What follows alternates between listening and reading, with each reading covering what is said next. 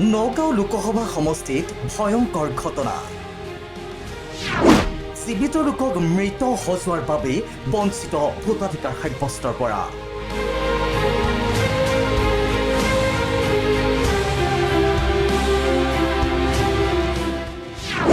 এজন দুজন নহয় ৩০ৰো অধিক লোকৰ ক্ষেত্ৰত অনুৰূপ ঘটনা।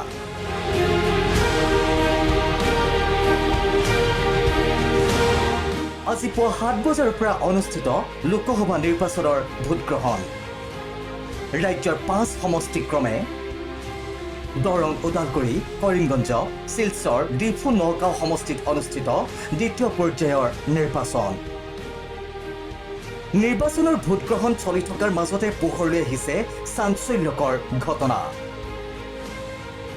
নগাঁও লোকসভা সমষ্টিৰ কেইবাটাও ভোট কেন্দ্ৰৰ পৰা ভোটদান নকৰাকৈয়ে উভতিল বহুজন। জুৰিয়াৰ কদমনি পথাৰ, নিজ জুৰিয়া আদি কেইবাখনো গাঁৱৰ বহু কেইগৰাকী লোক বঞ্চিত হ'ল গণতান্ত্ৰিক অধিকাৰ সাব্যস্তৰ পৰা। বঞ্চিত লোকসকলৰ নাম মৃত ব্যক্তিৰ তালিকাত থকাৰ বাবে ভোট দিব নোৱাৰিলে এইসকল লোকে। ঘটনা সন্দৰ্ভত বঞ্চিত লোকসকলে জুৰিয়া থানাত দাখিল কৰিছে এজাহাৰ। এতিয়া যিটো লিষ্ট আহিছে ভোট দিবলৈ গৈছোঁ, এতিয়া মানুহবোৰ মৰি গৈছে। সেইটো কাৰণে মই এতিয়া মানুহজনী লগত লৈ আহি পেলাই মই আইনৰ ওচৰত আহিছোঁ। ভোটটো সিমানে নাই, মানুহটো মৰি গৈছে। তাত ভোট দিব পৰা নাই? নাই। ইয়াতে আমালোকে একেলগত দুটা আহিছোঁ আৰু তাত গ'লে বোধ আপোনাৰ ২০-৩০টামান পাব। ইফালে শিলচৰত ভোট বৰ্জন কৰিলে ১২০ গৰাকী ভোটাৰে।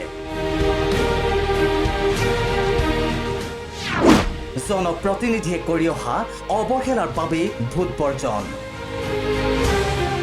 বিগত কেইবাবছৰ ধৰি কৃত্ৰিম বানৰ কবলত শিলচৰ চহৰৰ চিত্তৰঞ্জন ৰোডৰ বাসিন্দা।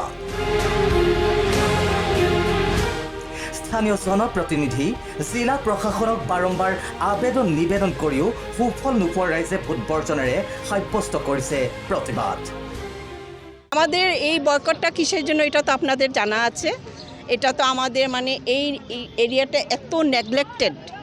আমরা মানে বছরে 6 থেকে 8 মাস আমরা এরকম জলের মধ্যে থাকি। বয়কট করছি, আমরা এইবার আর ভোট দিচ্ছি না। আমাদের যত সময় প্রবলেম সলভ হচ্ছে না, আমরা এইরকমই কন্টিনিউ করে যাব। দরকার লাগলে নেক্সট ইলেকশনও আমরা ভোট বয়কট করব। ব্যুৰো ইনপুটৰ সহযোগত নিউজ ডেস্ক ৰিপোৰ্ট, প্ৰথম খবৰ।